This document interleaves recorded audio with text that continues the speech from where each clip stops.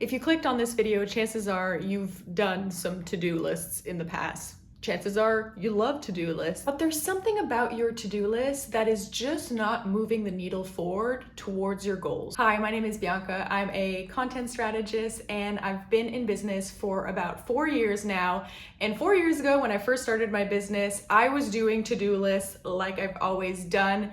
And yet I couldn't really get a lot of things completed during the day. And I was wondering, why was this happening? Why wasn't I able to feel accomplished at the end of the day? I made some teeny tiny tweaks to my to-do list so that it is better prepared, better managed, and it can actually get things done throughout the week. Now, before even getting down to the nitty-gritty of making the to-do list, I had to learn a little something called categorizing your tasks, or really making sure that what you put on your tasks is valuable. I used to put everything and anything on my to-do list, and it was a mile long. Sometimes there are things that you don't really need to put on your to-do list. I know, it's really great to just check something off the list. So you have a tendency to want to take a shower, brush your teeth, all the things that you were gonna do anyways. And it just really clutters up your task list, and your mile-long list is not gonna feel that important anymore, and it's just, everything's gonna fall through the cracks. It's just gonna be a list that you're not really gonna be able to tackle. Now, you might have heard of categorizing your task list. I'll put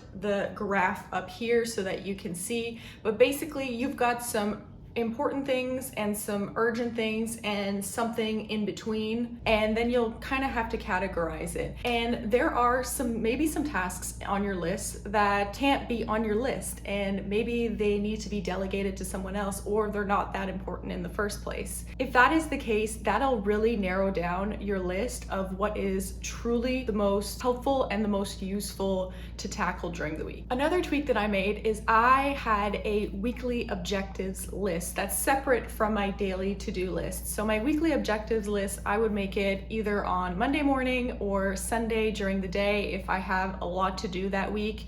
I will have a small list of goals or things that I want to get done. No matter what happens this week, these are the few things that I want to get done to move the needle forward towards my projects, towards my goals. Maybe I have some client deadlines. So I have like kind of the top weekly objectives list to make sure that I'm incorporating into my daily to-do list throughout the week, so that I don't come to Friday night and I'm overwhelmed with a whole bunch of things that I wanted to do, or it falls through the wayside and some things that are important but not urgent never get done. Whether you're a pen and paper person or you like to use an app or just your notes pad, whatever method you have, there is no right or wrong method, I believe. There are some really great apps out there that are really helpful, and some of them are just noise. But really, whatever works well with you. I have a notepad to take notes, and maybe if I want to do a brain dump of a bunch of different things, then I might use pen and paper. I used to use a planner, and I really liked it for a time, but then it didn't really work with me because I am moving around a lot and I just don't want to bring a notebook with me. So now I use Sansama, which integrates with my Asana, it integrates with my Google Calendar, and it also integrates with my Notion. So any sort of creative tasks that I have, any client work that I have, and any events or meetings or anything like that will get integrated into my list, and I'll be able to categorize it and schedule it accordingly throughout the day.